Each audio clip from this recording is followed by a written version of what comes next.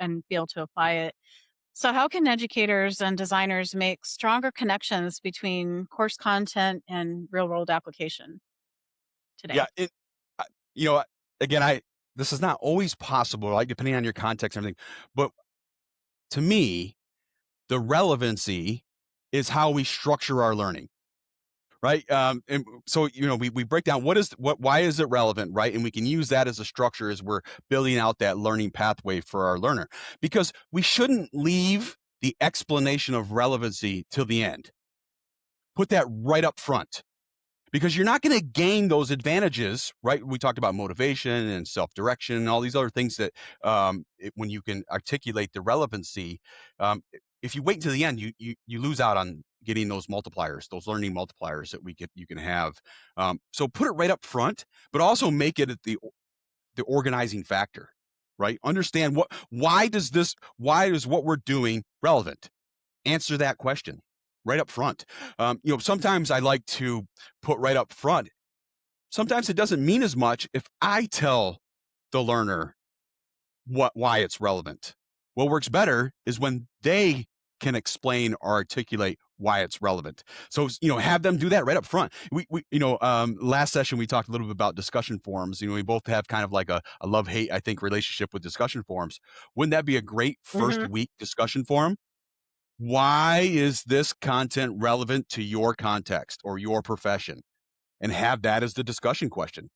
So now you're putting the relevancy right up front. You're making the learner own it, right? There's ownership there.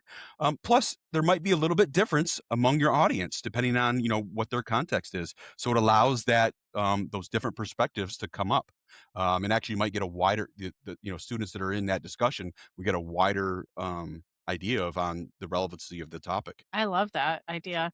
We have something similar to that at GCU where there's in week one, they have a required discussion. It's built in to the system automatically. And we call it a course content knowledge one. So it basically is what area we want them to look at the syllabus and look at the objectives, see what do they have prior familiarity with coming in and what do they not, and where do they need help, what kind of questions do they have and things like that.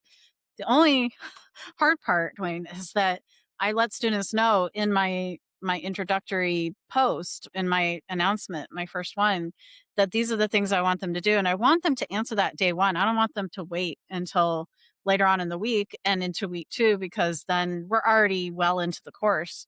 And so I want them to do it on day one.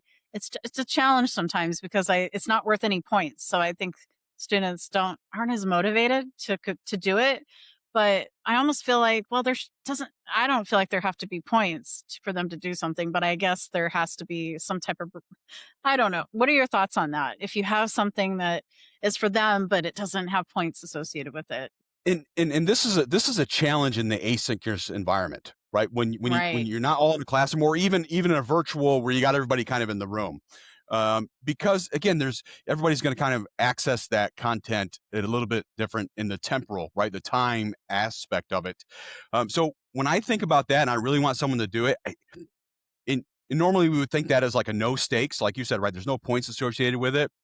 But Right. in these type of self-paced asynchronous courses, if there's not points associated with it, there's very little motivation for that learner to actually do it. That's just my kind of experience there. So I tend to make it low stakes. And so a few points, right?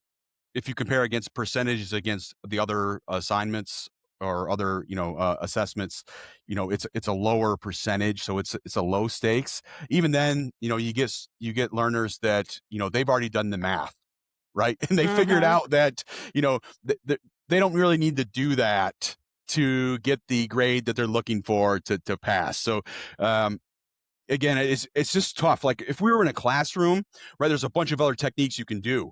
You can do proximity. You can wait for those pauses, right? Those awkward pauses and get people to start to respond. And then usually once that happens and people start talking, then it just snowballs. And then you have the opposite Right. problem, right? That's just kind of my experience. But in that asynchronous environment, those kind of like I don't want to say it's peer pressures, but those social aspects are missing, and Hmm. those social aspects can be learning multipliers. and that's a challenge in these really asynchronous environments. And how do we achieve those aspects? And there's a bunch of different ways we do that in these online type environments. But again, it's a Right. challenge.